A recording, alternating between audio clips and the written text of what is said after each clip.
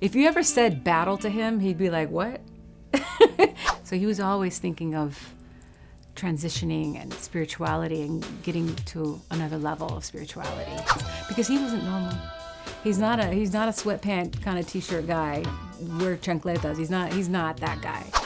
Every April 21st was, I mean, of course, April 21st when it happened was horrible, and I didn't think I'd be able to smile ever again, and it was really hard for me. And it's crazy because I started teaching and I started to slowly play his music and kind of absorb it, accept it. And back then I remember, people trying to celebrate or like honor that day, and it just didn't feel right until thinking of doing a benefit for the charity that we started 30 years ago. I kind of thought this is kind of amazing that it's on the 10th year of his transitioning. I know he would have been rolling his eyes saying, you better celebrate that I transitioned, because he was a very spiritual person. He wanted to evolve. So it felt right to do it at the 10-year mark, and for this reason, which is Live for Love charities.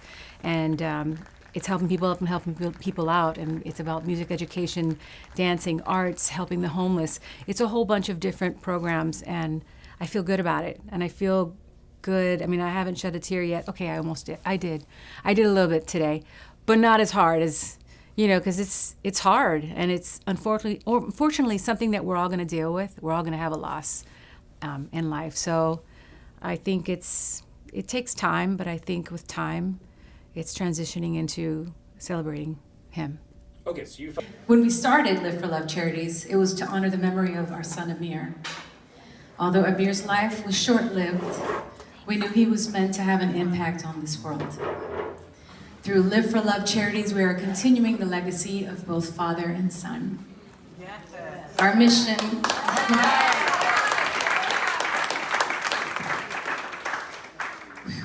Our mission at Live for Love is simple: helping people up and helping people up. Yes. Yeah. Why am I crying? All right. It's all right to cry. That's good. That's love. That's not a little happy tears.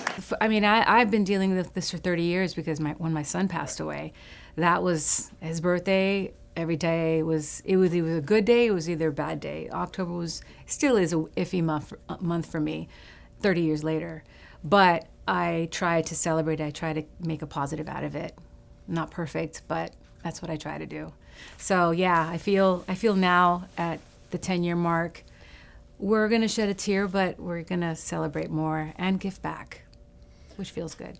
I'm excited because it's about love for him, and it's about and that's our charity. Our charity's Live for Love. Gotta live for love and share it and help others. And I'm really excited that people are gonna play his music. I already heard some people singing. I was like, oh yeah, it's gonna be so good. I want to dance, but I didn't prepare for that. So last night was the premiere of the Michael movie. Yeah.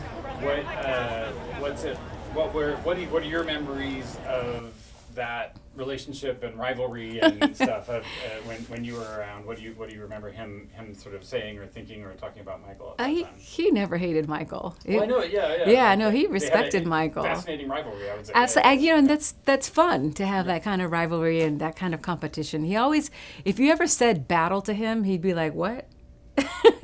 And and he'd announce it like, we're battling. I'm like, oh gosh, okay. It's even more now. We'd go 100, but then we're going to go 110 now. So, I mean, it was fun. He never said anything bad about him. He'd play his music, and I've heard funny stories of why he didn't do bad. Everybody knows that story, and I just laugh so hard. But, it's, they loved each other. And what are the sort of, I guess maybe 2 or 3 songs that you feel like he was singing directly to you? What are the ones that sort of are always in sort of that come to you that are yep, that was me? The Morning Papers. Oh gosh, Friend, Lover, Sister, Mother, Wife, Let's Have a Baby,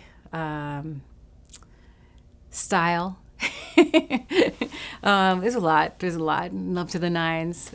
I could give a whole list of them, but yeah, those were fun. I would hear like works in progress, Okay. and I mean it was always a work in progress, and it was never like here, you know. It was only like that when we got married, and I was like, wow, I have a whole CD dedicated to me, which was amazing. But I would always go, is that about me? It is. Yes, it is. And would you ask him, and would he kind of like bat away, or he would say yes?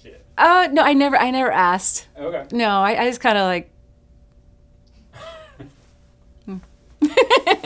That's all I had to say. Okay.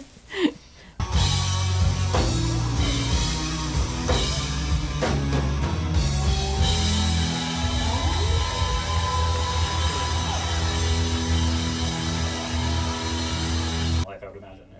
I mean, he was a very spiritual person. We didn't really talk about religion for many years, and we always prayed. We always thanked God. We always it was just about spirituality, and we believed in reincarnation, and spirits coming down and learning a lesson and then not coming back. It's a lot of that, and he was always looking to evolve. He felt like, I mean, someone who that magnitude of fame and love, like he knew there was. I mean, he would create this music, and where did it come from?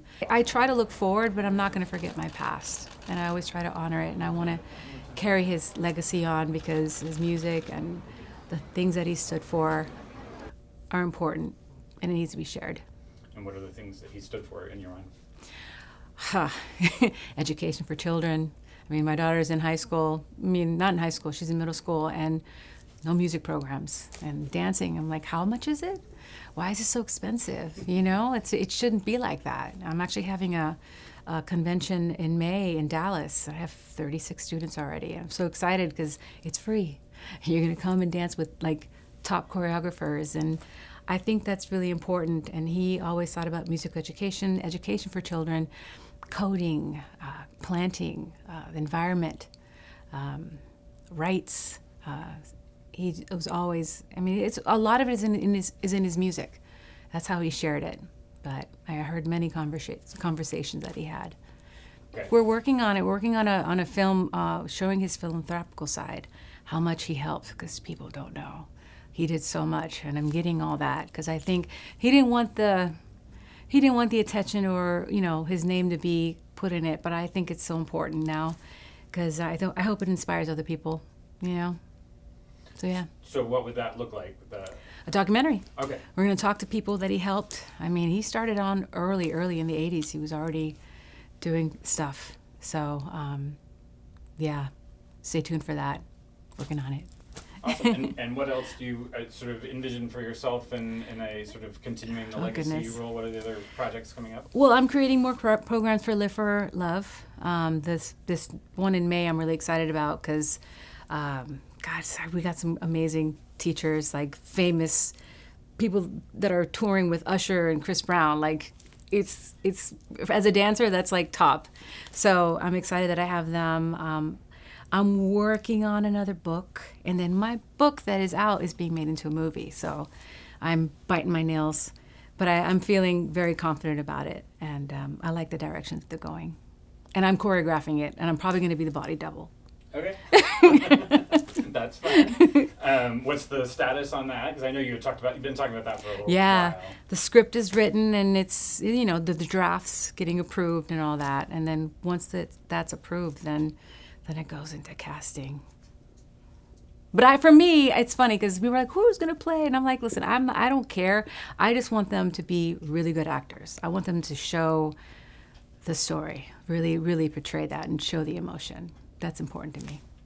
And then final question, and then I'll let you get on to stuff. I was wondering about the Ezra Edelman project. Yeah. I was fascinated by that. I mean, I didn't see it, so I can't really give what I think about it. I just only heard what they said. I think it should show some of the personal side. I mean, I shared it in my book. He shared a lot in his music. I don't know.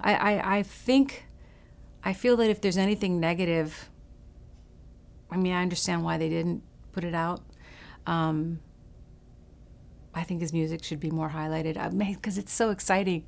I mean, it's his journey, his albums and the concerts and the tours and the movies. It's just, when I heard it was 8 episodes or something like that, I'm like, how?